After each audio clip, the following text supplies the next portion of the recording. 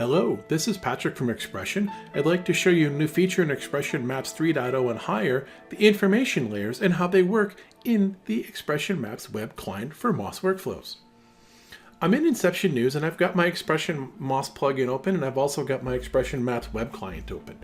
What I want you to notice real quick is I have a couple of different groups here.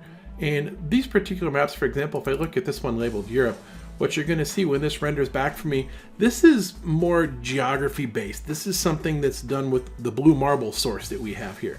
I'm going to go back to a different one, and what we've included in Maps 3.0 is the ability to use something called OpenStreetMaps. And when I go into OpenStreetMaps, what I want you to notice, if I go into, let's say I'm going to take this Colorado to a city, you can see that I've got some city labels here that pop up, and if I zoom in closer and closer, what winds up happening is I have other information layers in here, items. For example, these are city names and highway signs and things like that. What will happen, if you notice down here in the bottom corner, there is a checkbox for show information layers. If I click to turn that off, those labels mostly go away. And what this is, in OpenStreetMaps, all of these particular pieces are available to you if your designer adds them into the templates. They're hints, they don't render unless they're selected. So let me turn this back on, and if I choose, for example, Fort Collins, if I double click on it with my mouse, you can see there's an object select box around it. If I click on the show information layers again, now Fort Collins stays in there. Denver stays in because it's a capital.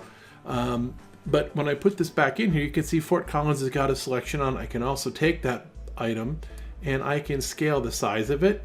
I can rotate it, all the other things I can do with this. And Boulder, for example, you'll notice when I click on just Boulder, it's there. If I double click on it, it would become one of those active labels also.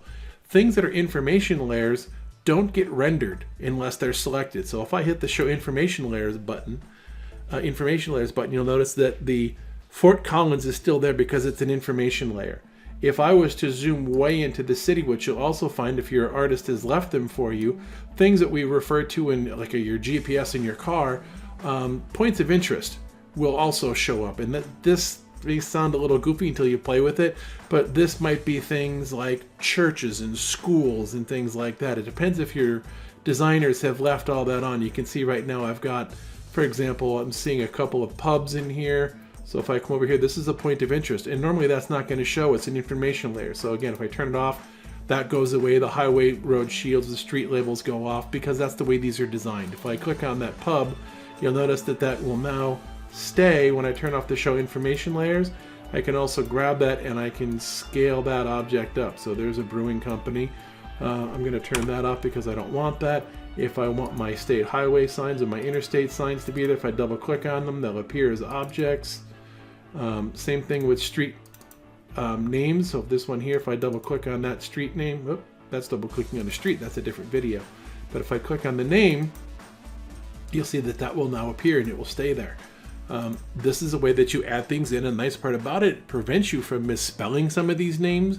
And when you work with your designers, they may turn certain things off, like they may turn off highways, or they may turn off certain levels of road. Like you probably don't really care about small streets, but main arteries you probably do care about in a general map. But an information layer, you can show all of them. So that's what information layers are in the web client. And again, if I pick any of them and I select them, when I'm done with my map and I render them, they will appear if they've been selected. If you want to see what it looks like, just turn off that show information layer, and that will show you what that final render will look like for you.